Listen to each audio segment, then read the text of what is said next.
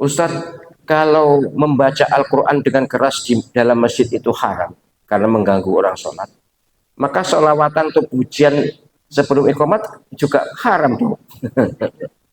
Bagus, bagus pertanyaan ini, protes tapi halus, bagus, tidak apa-apa ya. Membaca Al-Quran di dalam masjid secara keras haram jika mengganggu orang sholat. Jika tidak, ya tidak lah. Tapi umumnya ganggu karena memang ya bacaan Al-Quran seperti itu ya. Kemudian orang sholat kan tidak harus menunggu orang yang baca Al-Quran ini. Yang mestinya yang harus mengerti adalah yang baca Al-Quran, jangan dikeraskan. Nah, bagaimana pujian? Nah, ini memang ya sesungguhnya lah, sesungguhnya. Ya seperti Al-Akbar dulu. Al-Akbar dulu kan ada pujian, kemudian karena banyak protes, kemudian saya redam, tidak usah pujian. Bisa. Di sini tidak bisa. Di sini beduk medun loh. Wong-wong gak teko. Ya dulu kan gitu. Masjid lama ini, masjid lama itu dulu ada beduknya. Beduknya dari tong apa? Dream apa itu? Dari drum minyak itu apa? Dari tong ya. Kan elek, jelek. Kemudian saya minta, entah siapa dulu yang saya minta diturunkan, ngelek-ngeleki, ya. Ngelek-ngelek apa? Bahasa Indonesia-nya ngelek-ngelek. Ya membuat ya pembangunan enggak enak lah, pokoknya elek lah wis. Beduk kayak gitu kok digantung di apa itu? Di ini digantung di usuk itu. Ngelek-ngelek wis. Saya minta turun. Ada jamaah yang akhirnya gak gelem ke masjid ini. Oh, masjid itu berarti Muhammadiyah itu. Terus mereka pergi ke masjid sana. Saya tahu, ya wis, ngupeni wong kampung memang tidak bisa saklek. Oke, batin saya sing waras ngalah. Akhirnya wis pasangan meneh. Pasang lagi, ya moral yang masjid. Coba itu orang PP lagi itu luar biasa. Tapi orang PP lagi nganjuk sana itu. Kalau PP lagi sini tidak ada yang gitu. Tapi banyak. Nah, pujian juga begitu. Pujian ini maunya ya sudahlah. Timbang ada yang protes ya sudah. Toh saya tahu hukumnya. Jadi bukan soal kebiasaan tidak kebiasaan. Tapi hukumnya sebenarnya memang tidak baik.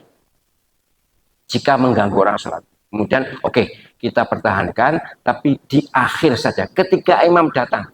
Dinengeri untuk tanda imam sudah datang itu baru pujian. Bahkan sekarang akhir-akhir ini kan rokaat kedua ya. Setelah rokaat kedua sholat imam sholat tahiyatul masjid itu rokaat kedua baru pujian supaya tidak suwe-suwe, supaya tidak lama-lama. Supaya untuk denger imam sudah datang. Sebab orang PP lagi ngajuk sana itu, kalau azan itu belum mau ke masjid, azan dianggap oh cek suwe ngono jangan. Tengko nek komat baru kedandapan. Nah sebelum komat tuh paling ya 1 menit mungkin ya 1 menit atau 2 menit pujian, dan pujian itu bahasanya tidak seperti Quran berganti-ganti, tidak ajak, jadi tidak ganggu. Terutama imam saja kok itu yang sholat. Yang selain imam harusnya kan sudah sholat. Yang sholat hanya imam, dan imam untuk saya tidak terganggu karena satu sudah biasa, dua kalimatnya sudah standar seperti itu, jadi tidak ganggu. Yang ketiga toh tidak lama. Tapi ya sesungguhnya lah kalau boleh pilih sebenarnya tidak pujian itu lebih enak ya. Lebih tidak ada masalah gitu loh. Kalau ada pujian itu ada masalah. Toh pujian ini dalilnya bukan dalil syar'i ya, tapi dalil ya dakwah ya. Dalil dari Wali Songo terus terang. Zaman dulu orang di sini dulu belum mau ke masjid atau gini loh. Maunya ke masjid itu karena nonton kelonengan. Setelah azan itu kelonengan. Mbok ilir-ilir, mbok apa-apa gamelan wis. Lalu mereka datang nonton. Itulah dalam dakwah dulu.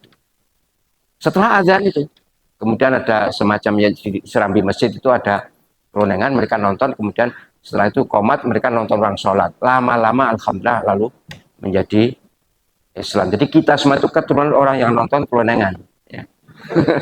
Jadi kita semua dulu termasuk itu. Jadi tidak usah mengecam ya, tidak usah menyalahkan orang pujian, tidak usah lah.